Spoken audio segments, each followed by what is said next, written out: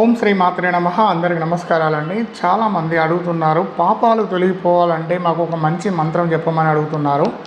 మీకు పాపాలు అంటే మీరు తెలిసి చేసినా తెలియక చేసినా, పోయిన జన్మల చేసిన పాపాలు, ఈ జన్మల మనకు దరిద్రాలు, శాపాలు, తెలియకుండా కూడా మనకు 10 మందిలో మనం కించపరచడం, మనను ఇలా ఎన్నో సమస్యలు వస్తుంటాయని, చాలా సమస్యలు ఉంటాయి. ఎందుకంటే మనం మంచి చేసినా చెడు ఎదురవుతూ ఉంటుంది. అంటే ఇది పాపకర్మలు అన్నట్టు. ఈ పాపకర్మలు తొలగాలన్నప్పుడు మీరు వెంకటేశ్వర నామాన్ని ప్రతిరోజు మీకు ఎన్నిసార్లు వీలుంటే అన్నిసార్లు మీ అంతరాత్మలో, మీ ఆత్మలో చదువుకోండి. అదేం మంత్రం కాదండి, పెద్ద పెద్ద మంత్రాలు ఏం కాదండి, చిన్న మంత్రం అండి. ఇది ఎవరైనా చదువుకోవచ్చు.